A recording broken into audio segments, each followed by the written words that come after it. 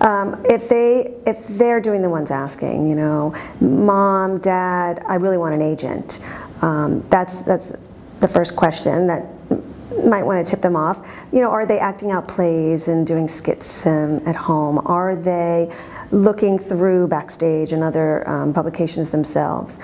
The other great sign is if they want to take class, and if they're doing their homework, if they're practicing, are they learning their lines, are they working on memorization skills? You know, it takes a lot of work, so it is fun, it sounds like it's great fun when you say, oh, I want to be on TV, but you know, are they willing to do the work?